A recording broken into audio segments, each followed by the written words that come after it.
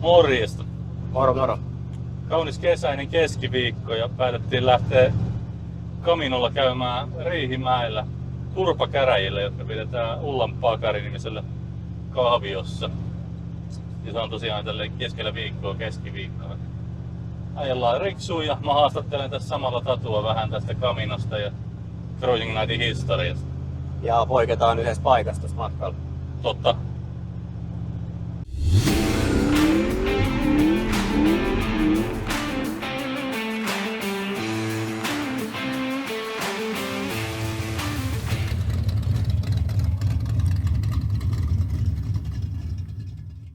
Cruising Nightin kanssa yhteistyössä toimii Autoväristore, jonka verkkokaupasta löydät maalit ja tarvikkeet kaikkiin projekteihisi.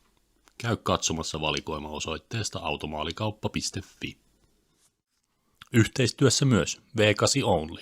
Power to the people.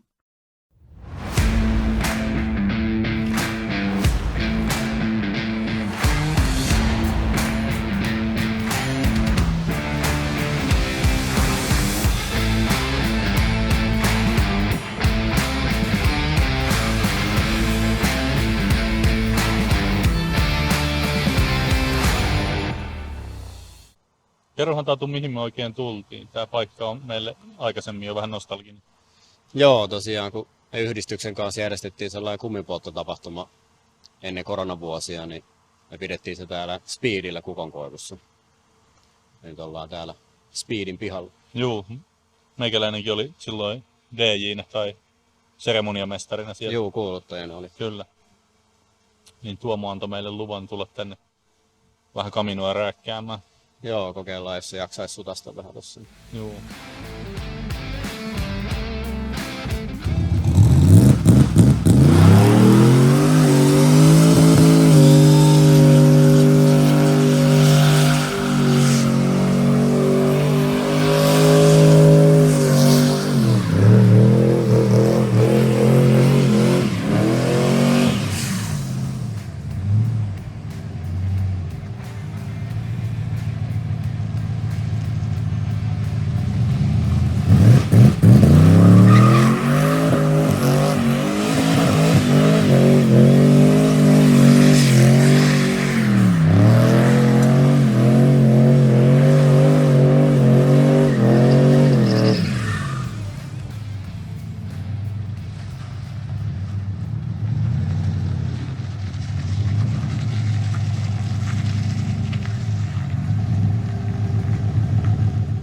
Tuosit sitten ihan uudet takarenkaat. No ei ne onneksi ollut ihan uudet, että lahjoitetut, mutta oli niissä pintaa kyllä hyvin. Joo. Kesti ne ehkä 2 minuuttia. Oliko se kolmosvaihteen burnoutti? Kyllä se taisi olla. Juhu. Kyllä ne kuluu silloin pehmeitä renkaat. Juhu.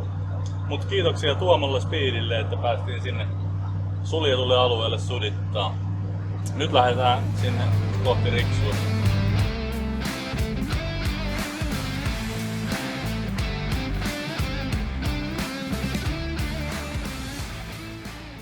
Varmaan parasta, että lähdetään ihan alusta liikkeelle. Onko tää Camino sun eka jenkki? Onhan se joo, ja melkein ensimmäinen autokin. Ai joo. Tai ensimmäinen, mikä oli niinku tieliikenneauto. Niin. Juu. Koska sä hankit? Tää on ostettu 99 syksyllä. Mä olin 17-vuotias vielä silloin. Niin, et sulla ei ollut korttia vielä? Ei ollut joo. Käytiin hakemassa tuolta pääkaupunkiseudulta. Okei. Okay. Tää oli vähän sellainen ajokuntoinen, mutta projekti. Joo. Mistä sulla innostus lähti sitten? Niin just Camino. Niin, tai ylipäätänsä jenkkiautoihin. No kyllä se paljon tuolta siskolta tuli, että silloin on ollut kans niitä Joo. vanhemmalla siskolla. Niin. Sitten tuli pyörittyä mukana noissa jenkkiautotapahtumissa muissa. Niin Joo. sieltä se sitten lähti. No mitäs sitten toi ropaamispuoli, oliko se sulla siitä jo kokemusta vai opit sä kaiken ihan itse kantapään kautta? No on kokemusta, kun Visan kanssa ollaan, kun mä olin pieni, niin korjattu kaikki meidän käyttöautot ja Joo. mopoja rakennellut ja kaikkea tällaista, niin crossipyöriä. Siitä se oli niinku sitten ihan jatkumo autoihin. Kyllä, kyllä. No Camino tuli sulle 17-vuotiaana, oliko se, minkälainen se oli silloin? No ulkonäköhän oli suurin piirtein niin kuin nyt teki jo. Joo, se ei ole muuttunut. Se ei se ainakaan paremmaksi ole muuttunut, mutta pikkulohko 350 loota oli Joo. silloin. Ja siihen aikaan se nyt oli ihan suht livakka kulkemaan ja näin. Juu, silloin se 350 oli jo niinku sillä mittapuulla, niin ajan mittapuulla niin kova myllyä. Joo, sillä ajettiin 13.9 Joo, no ei aikoinaan. Tosin siinä nyt oli sitten välissä jo tehty vähän mitä osasi Juu. portata kansia ja isompaa nokka-akselia ja korkeampi stall speed ja tämmöstä. Juu. Mitä nyt sitten tehtiin. Mä muistan itse kaminoin jostain varmaan 2000-luvun 2010 ehkä aikoihin Lahti Hennola Cruisingeista. Joo. Ei ollut sellaista Hennola Cruisingia, mistä ei ollut polttamassa kumia. Kuuluu Joo, asia. se liittyy tavallaan tähän Cruising Nightiin ja sen No sehän on luonnollinen siirtymä Niin. keskusteluun. Niin aloita sä nyt miten se Cruising Night tuli sitten kuvioihin. Tai mistä se lähti?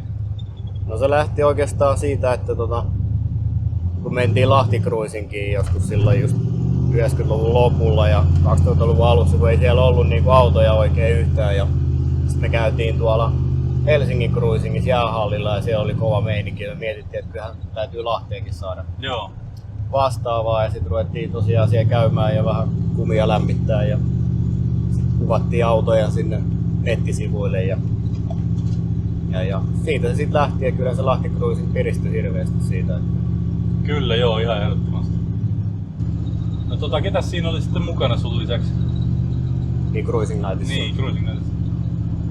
No siinä oli pari kaveria oli niinku aktiivisesti ja sitten oli myös tuttuja vähän kauempaakin, jotka lähetti kuvia. Ja on vieläkin osa lähettelee niin sivustolle. Joo. Käytännössä sä oot pyörittänyt sitä verkkosivua ja... Joo. Se on, aluksi oli serveri ihan kotona, kun ei niitä oikein saanut hirveän helposti mihinkään tai ainakaan silleen halvalla. Oliko se tää cruisingnight.tk? Joo, ensimmäinen domaini oli .tk. Joo. Ja silloin jossain vaiheessa toi cruisingnight.fi oli jollekin muulle varattuna ja sitten kun se vapautui, niin mä nappasin sen ja Juu. se on vähän edustavampi. Kyllä.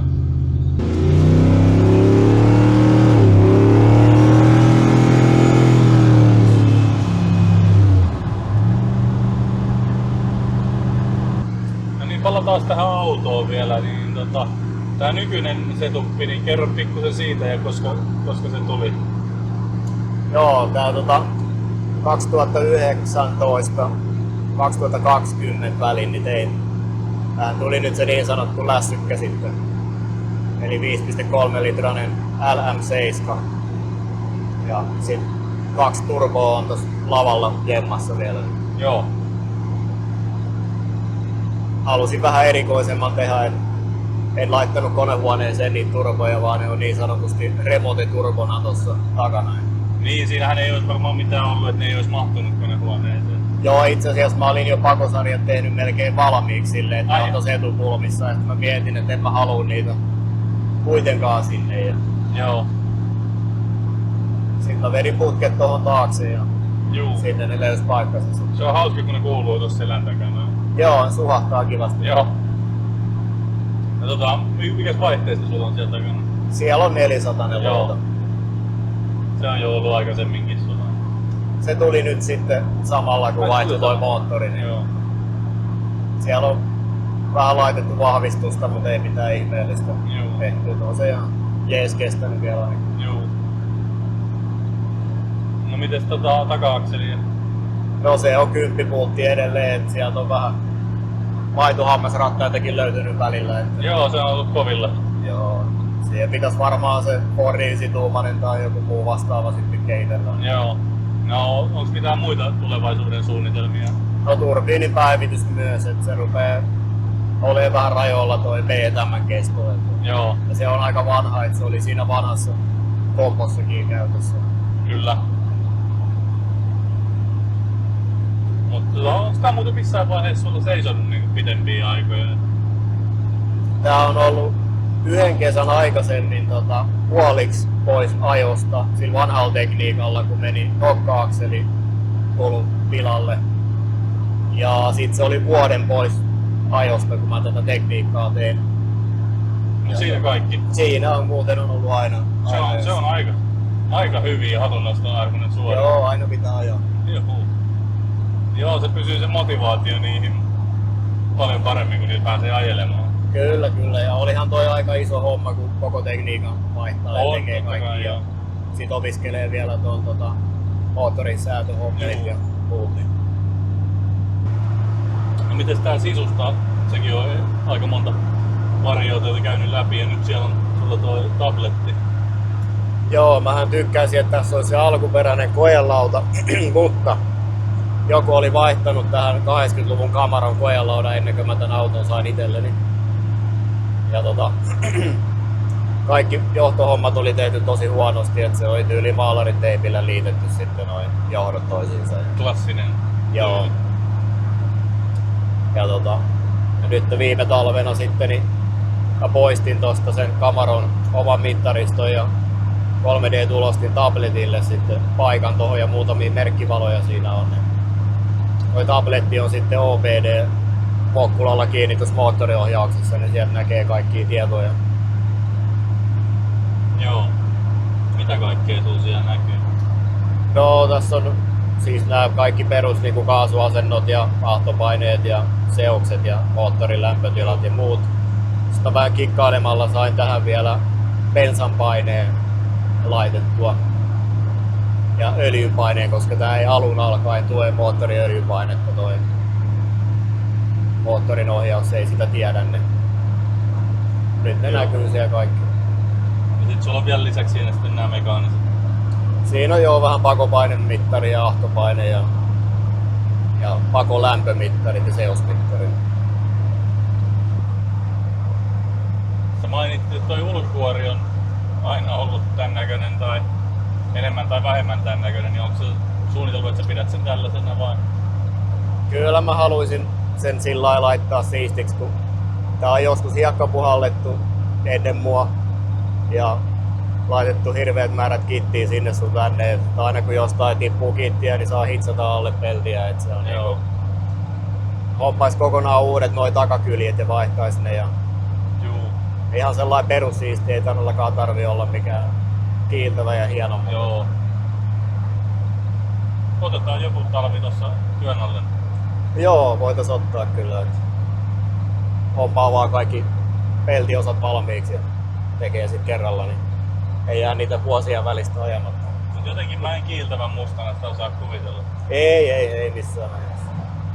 Kyllä se on niinku sellainen puolimatta tai matta, niin se, Joo. se on. Se on sun näköinen sitten. Joo.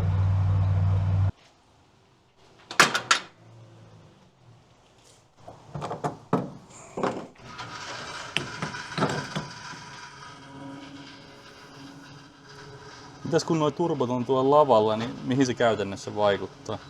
Tai niinku, vaikuttaako se ajollisesti mihinkin? No on siinä tietysti varmaan pikkasen pidempi viive, että nyt Huomaatko sitä käytännössä? No tossa Vaikea on niin sanoa. karkea toi star speed, että kyllä Niin. minun mielestä aika nopeasti lähtee pyörimään. Mutta varmaan jäähtyykin pikkusen tehokkaammin tuolla. On ja siis ahtoilman lämpötila on tosi pieni. Juu. Kyllä sieltä lämmin ilma tulee, vaikka ei nyt olekaan revitelty enää hetkeä. Niin, no on nyt aika lämmin keli muutenkin kyllä. Jep. Sanoin, että sä oot tehnyt tämmöset reikäpellit sen pohjan tonne. Onko se sen takia, että sieltä niinku ei jää vesi seisomaan? Joo, mä tein ton koko pohjan uudestaan, että se Joo. oli jo vähän ruosteessakin. Niin kokonaan tehty uusi. Jes. Jatketaan matkaa. Jatketaan matkaa.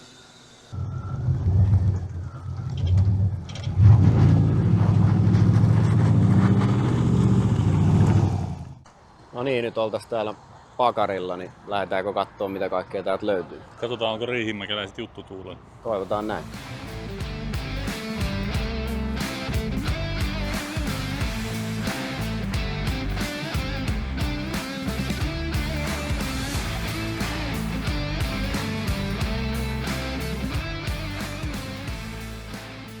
Moi! Moro! Ihastelin, sulla on tosi hieno tää pick-up. Ja mikä tällainen tarina täällä on? No tää on semmonen Suomi-erikoisuus, että tää on tullut uutena Suomeen ja ollut Lappeenrannassa ensimmäiset vuodet ja Sitten 80-luvulla siellä Lappeenrannassa yksi kaveri rakentanut tämän suurin piirtein tähän kuosiin. Ja tämä on voittanut esimerkiksi Helsingin American Car Showssa Truck-luokan ykköspalkinnon vuonna 1985. Okei, niin joo, se on pitkä historia. Joo, ja tämä oli silloin korotettuna suurin piirtein 5 senttiä tästä nykyisestään. Tämä on nyt orkkiskorkeus. Joo, niin tämä oli semmoinen monsteri. monsteri. Näillä samoilla pyörillä tämä oli silloinkin, mutta se oli korotettu 5 senttiä. Tämä oli Suomen Vähän ensimmäisiä hassuna. monstereita. Okei.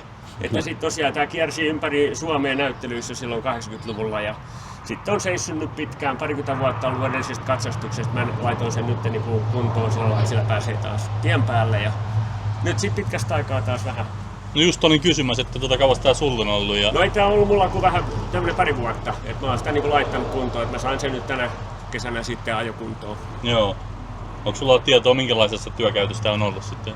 Tää oli alun perin Lappeenrannan kuljetus Oy:llä ihan pientavaran kuljetuksessa, että joku muisteli, että maitotonkia olisi koululle 60-luvulla tällä kuljetettu. Että... Meijeriauto. Niin, melkein semmonen ja sitten tää on jäänyt seisoon 70-luvulla sinne kuljetusfirman pihalle ja sieltä se kaveri löysi tämän sitten ja laittoi kuntoon. Ja sitten mä en tiedä 80-luvun jälkeen siitä historiasta oikein, että missä tää on sitten seikkaillut sen jälkeen. Mutta mysteeri vähän siinä mielessä. Mutta, että jos joku tietää missä tää on ollut, niin kertoo pistäkää kommentteja, joo, jos löytyy. Joo, että siellä Lappeenrannassa mä sain kivasti tietoa tuolla Facebook-sivulla, kun pistin kyselyä, että olisiko mahdollisesti joku muistaa, niin ai sieltä tuli kivoja juttuja. No, ne muistelivat ihan, että mitä ne on jossain mettässä tällä ajellut silloin, kun ne on tämän hankkinut ihan se on kiva kaikkea semmoista jännää, että sieltä löytyy paljon muisteluja auton tiimoilta. Mutta lisää sitten, jos joku muistaa, niin antaa tulla sitten tietoa. Niin, joo, meitäkin kiinnostaa kyllä. Että missä tää on ollut sitten siitä 80-luvusta sinne 2020. Mitä sä joudut tekemään, että sä sait sen ajoon?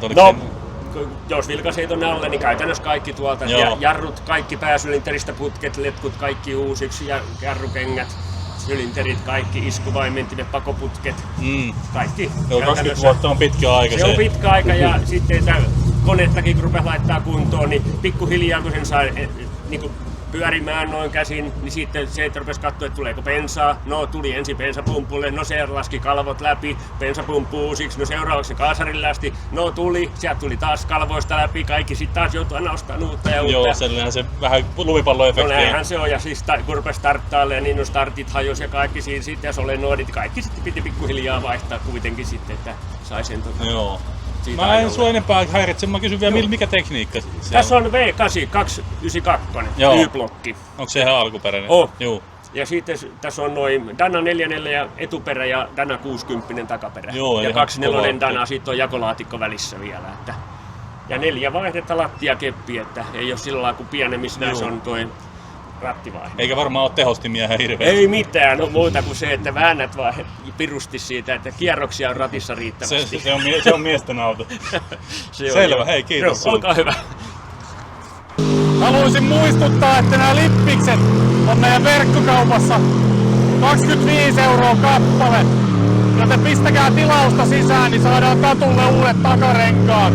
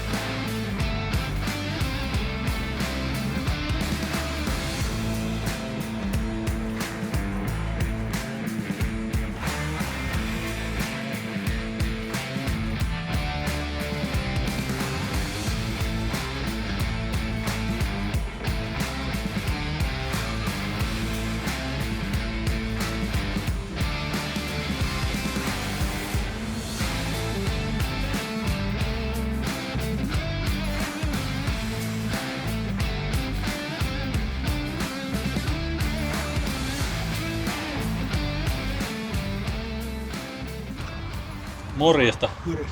Mikäs paketti sulta löytyy sieltä konehuoneen? No siinä on tällainen pikkulohko 350, mikä on porattu 383 stroke-koneeksi. Kyllä. Siisti paketti, tosi hyvin viimeistelty. Kyllä. Joo. Tämä on Palasmaan Hannun rakentama moottori. Okei. Onko tää sulla pitkään ollut? No tämä auto mulla on ollut nyt 14 vuosi. Joo. Tämä ajokunnassa ollut varmaan vasta 5 vuotta. Niin jo, että siinä on tapahtunut paljon. Niin. Joo. Oletko sä rakentanut sen tähän vuosia itse sitten? No mä oon ollut siinä rakentamisessa mukana, mutta sitten on ollut aika paljon sellaisia niin kuin ammattimiesten teko Kyllä. osa. Siististi joo. Ootko käynyt Varttimaililla tai mitään tällä? No nyt tässä Hyvinkäällä oli, niin nyt tänä kesänä tuli 12.55. Oho, sehän meni kova. Ja viime kesän ennätys on 12.32. Joo. No se Se on ajettu onko tää 5.7 tää? 5.6. 5.6, joo. Tuo toinen lokari on 5.7. Okei. Siinä on kun se alkuperäinen niin keulamaski tulee kiinni, niin siellä on se keulamaskin kiinnitys on 5.7. No joo, ei tota en ois minä tiennyt. Muuten se on. Se on joskus vähän kolaroitu, mutta tämä Joo. runko laitettiin silloin joskus, kun se oli autorobotissa. Se ohjattiin ja sitten se boksattiin. Joo. Tämä on sehän on mustan kakkosen keula ja Joo. sitten No se on sehän 9-tuumainen Fortin perä. sehän on ihan ajoauto sitten. Joo, et 700 laatikko. Joo. Automaatti, mutta siihen on vaihdettu manuaalikoneisto. Miten se autohistoria muuten? Onko se Suomi-auto alun perin? Tämä on Kaliforniasta. Kalifornian tuonti, joo. Tämä on ollut vielä Kaliforniassa liikenteessä vuonna 2000. Joo, että se ei ole kauan asti. Siinä on tuossa se alkuperäinen pilpi.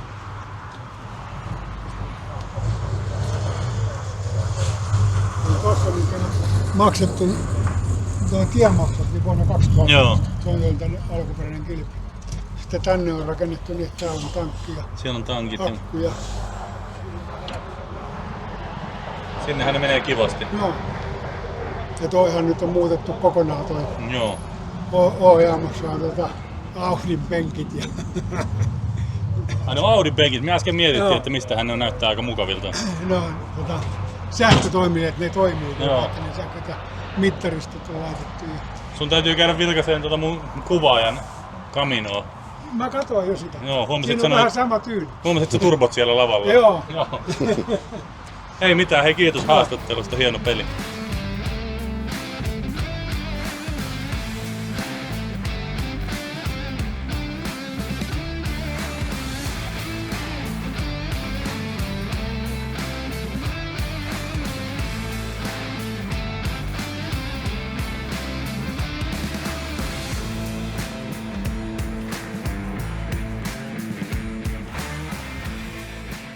Mulla on täällä Emmi Riihimäen Hot Rod Associationista.